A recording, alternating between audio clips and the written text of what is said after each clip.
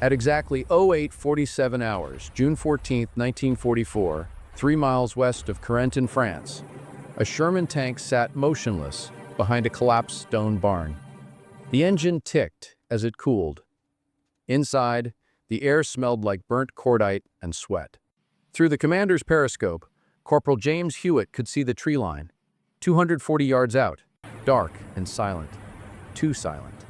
He didn't know it yet, but in the next 8 minutes, his loader would do something so unorthodox, so completely against doctrine, that it would be called reckless by some, brilliant by others, and eventually studied in armored warfare courses for decades to come. The Germans were out there, waiting, patient, and his crew was about to face something no amount of training had prepared them for. No one expected them to survive the morning. Private First Class Danny Kowalski wasn't born a soldier. He was born a grocery clerk from Pittsburgh, Pennsylvania, a skinny kid with fast hands and a head for organizing things.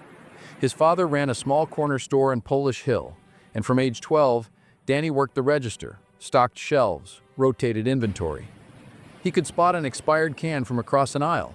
He could restock a shelf faster than anyone in the neighborhood. Men at basic training mocked him for it, called him grocer, laughed when he arranged his footlocker like a store display, everything labeled, everything positioned for speed. His drill sergeant thought he was obsessive. His bunkmates thought he was strange. But when Danny volunteered for tank duty and was assigned as a loader, something clicked. The inside of a Sherman's turret was just another cramped stockroom. The ammo racks? Shelves. The shells? Products.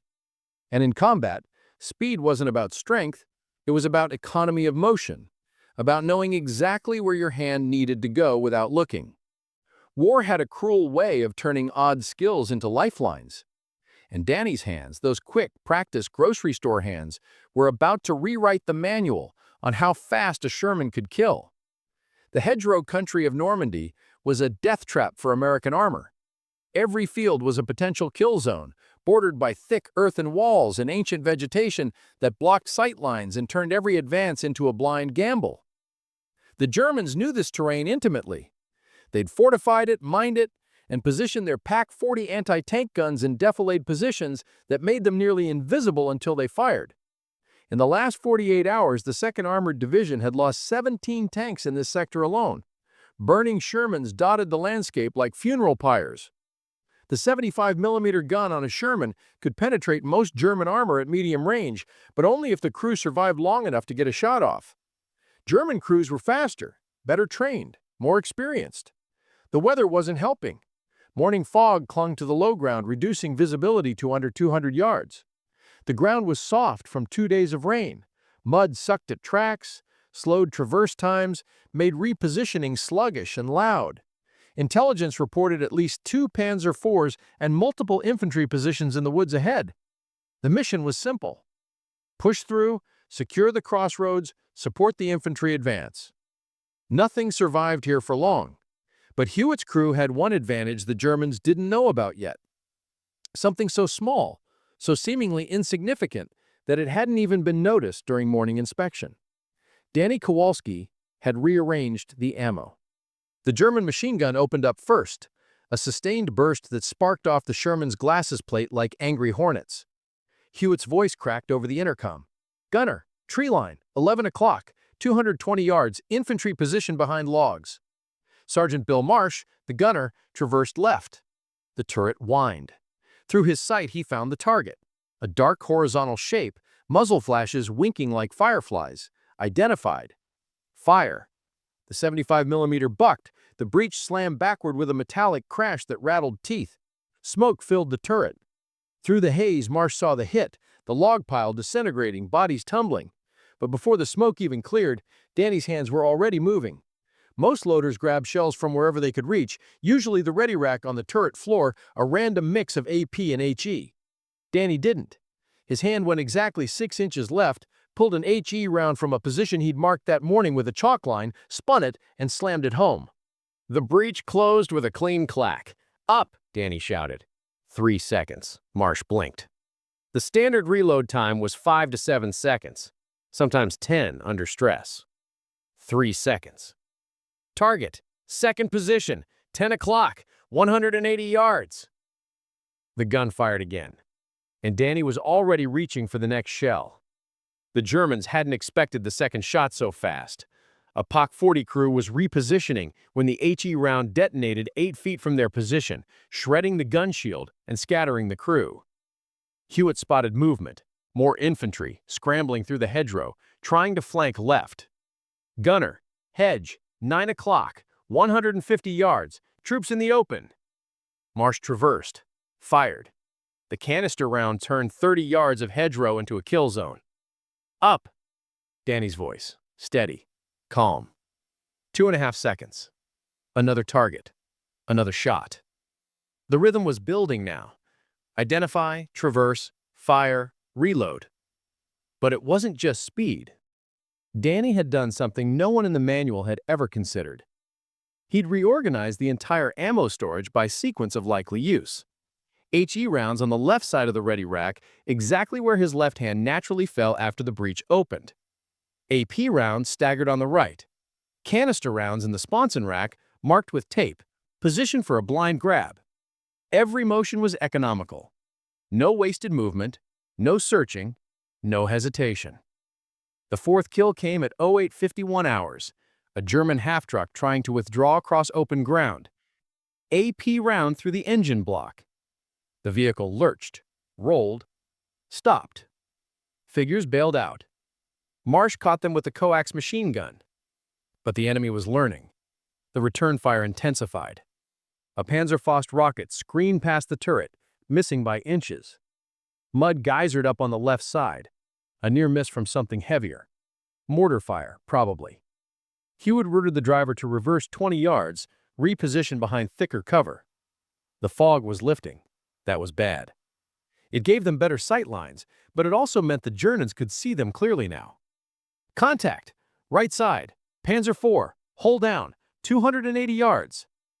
Marsh's stomach tightened. A Panzer IV could punch through a Sherman's frontal armor at that range. The German tank's gun was already traversing towards them, a race now, pure and simple. Whoever fired first lived.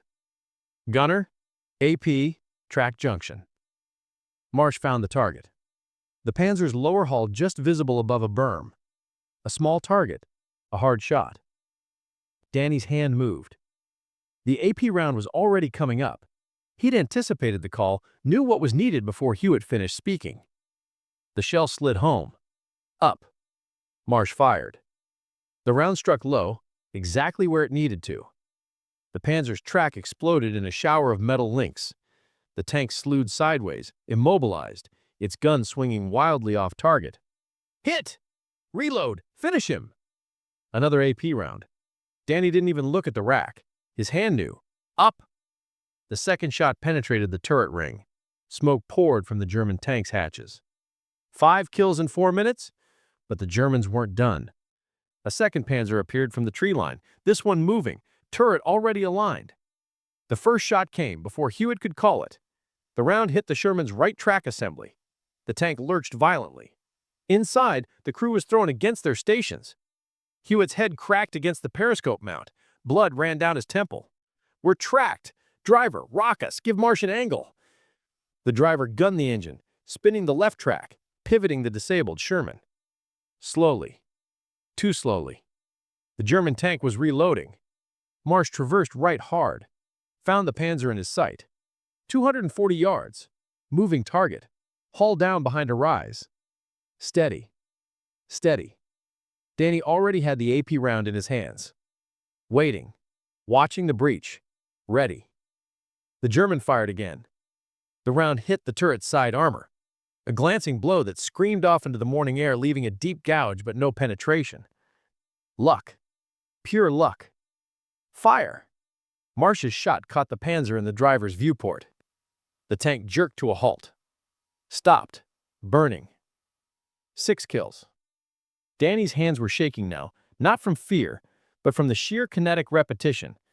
Grab, spin, load. Grab, spin, load. His shoulders burned, his back screamed. The turret was a furnace. Temperature spiking past 110 degrees from the heat of the gun, but he didn't stop. Movement, infantry, multiple contacts, 100 yards, pushing through the smoke. He rounds now, 3 in succession. Danny grabbed them without looking, muscle memory taking over completely. Each shot bracketed the advancing Germans, forcing them back, breaking their assault. Hewitt counted the magazines. "We're at 60% ammo. Watch your calls." But the Germans weren't retreating. They were regrouping. Somewhere in that tree line, someone smart was coordinating. Someone who just watched 2 panzers die and was now planning something different, something worse. Then everything went wrong. Danny reached for the next AP round, muscle memory guiding his hand to the right side rack and his fingers closed on empty air. He blinked, looked down. The rack was empty. He'd burned through the ready ammunition faster than he'd calculated.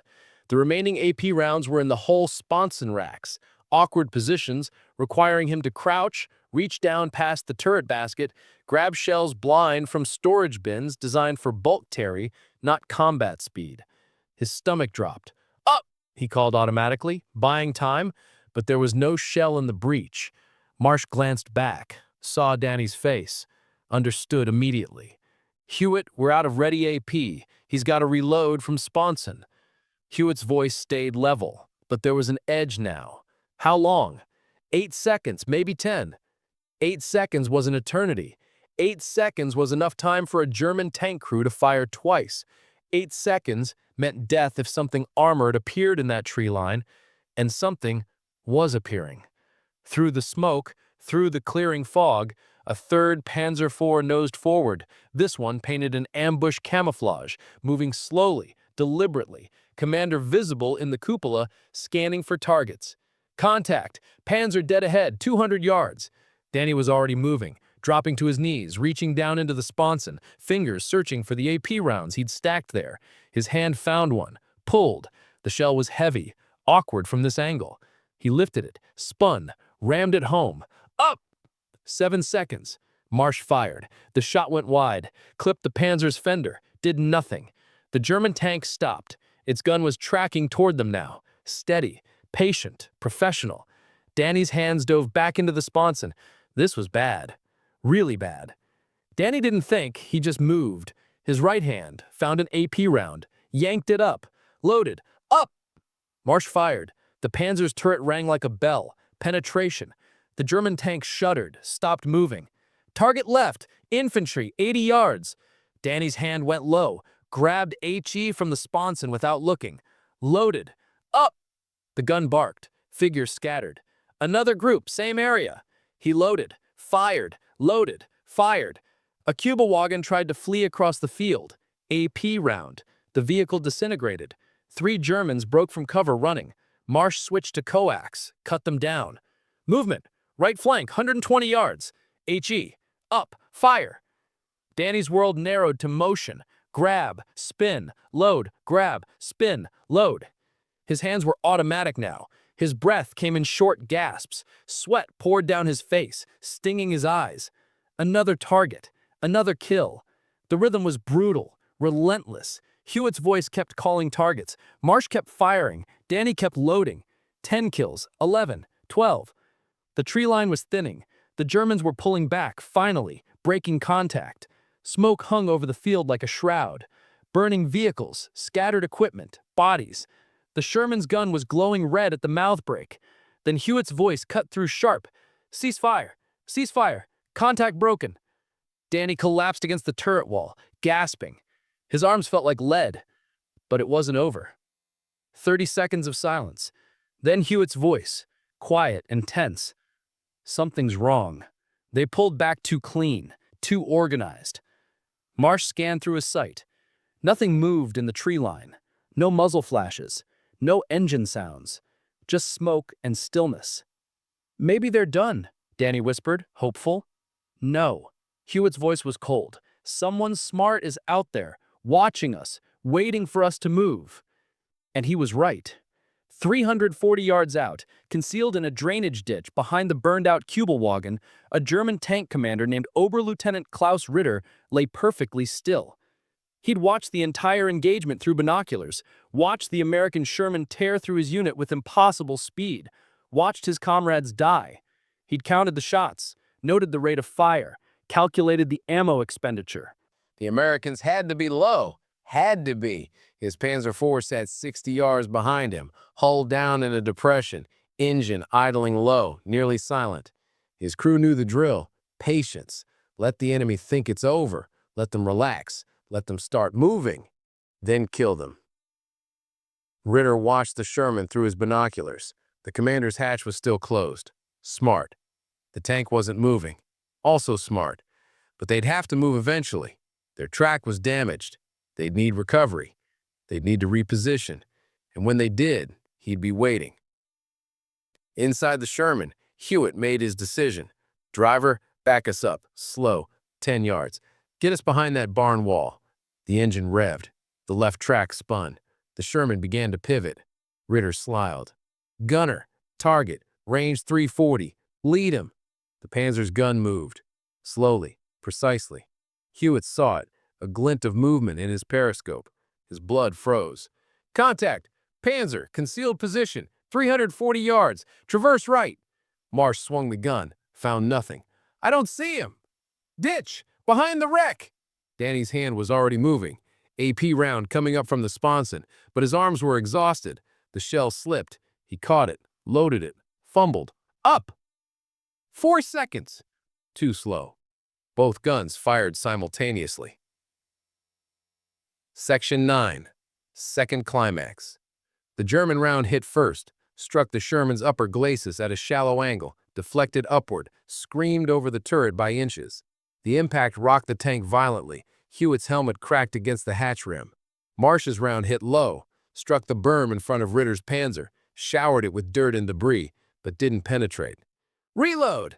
Danny grabbed another AP round. His hands were cramping. The shell felt twice as heavy. He muscled it into the breech. Up! The German Panzer was reversing now, trying to back into deeper cover. Ritter knew he'd missed his chance. His crew was scrambling. Fire! Marsh led the target, aimed where the Panzer would be in 2 seconds. Squeezed.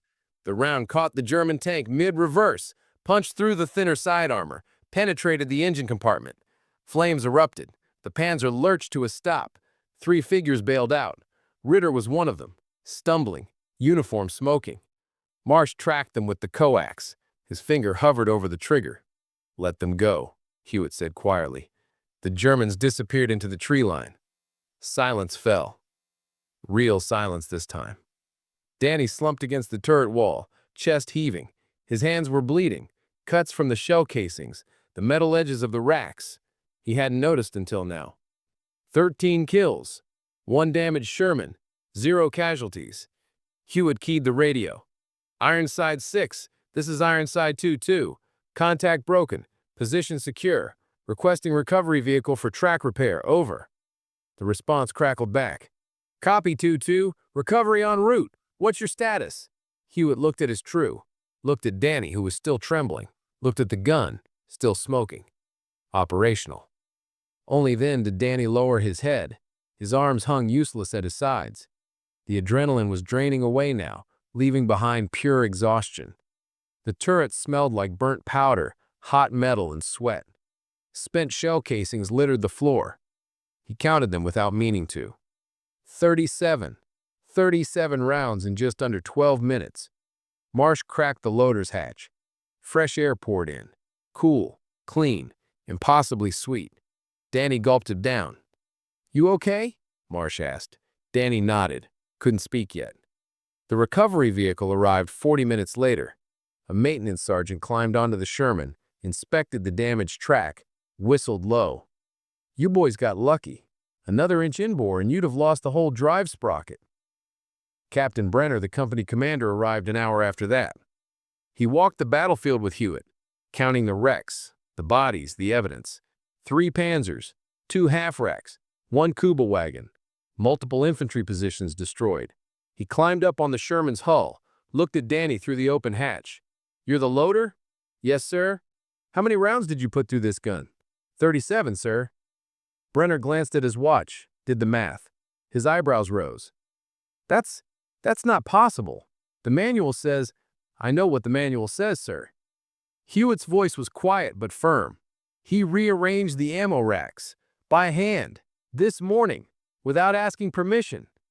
Brenner stared at Danny for a long moment. Then he smiled. "Show me." What Danny Kowalski did that morning changed American armored doctrine forever. Within 3 weeks, his stupid ammo arrangement was being tested at the Ordnance Department's proving grounds in Aberdeen.